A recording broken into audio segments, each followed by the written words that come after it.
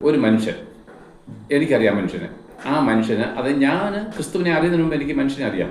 ഈ മനുഷ്യൻ ആ ജംഗ്ഷൻ തൊട്ട് തൻ്റെ വീട് വരെയും അയാൾ ഇങ്ങനെ തെറിപ്പാട്ട് പാടിക്കൊണ്ടാ പോകും. ഞാൻ കേട്ടിട്ടുണ്ട്. തെറിപ്പാട്ടല്ലാതെ നമ്മൾ ഇന്നേ വരെ കേൾക്കാത്ത മഹാവൃത്തികേട് ഇങ്ങനെ പാട്ട് ഉണ്ടാക്കി പോവാം. ഇയാൾ മിലിറ്ററിക്കാരായിരുന്നു. പാട്ട് പാടുന്നത് മുഴുവൻ തെറിപ്പാട്ടാണ്.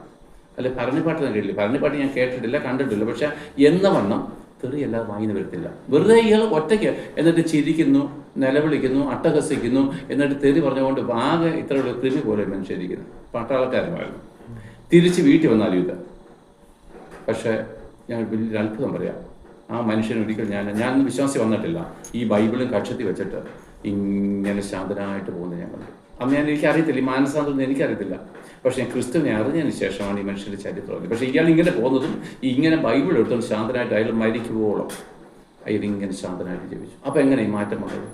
അയാൾ ദൈവത്തിൻ്റെ വഴികളിലേക്ക് കയറി ചെന്നു, ദൈവത്തിൻ്റെ ഇഷ്ടത്തിലേക്ക് കയറി. അപ്പം ഏതൊരു മനുഷ്യനെ രൂപാന്തരം ചെയ്യുവാൻ ഈ കർത്താവ് വിളിക്കുകയാണ്. ബാ, ഞാൻ നിന്നെ രൂപാന്തരിച്ചു, നിന്റെ ഈ ദുഃഖിക്കുന്ന അനുഭവങ്ങൾ ഞാൻ മാറ്റിത്തരാം, എപ്പോഴും സന്തോഷാധികതയാൽ ഞാൻ നിറച്ചു തരാം.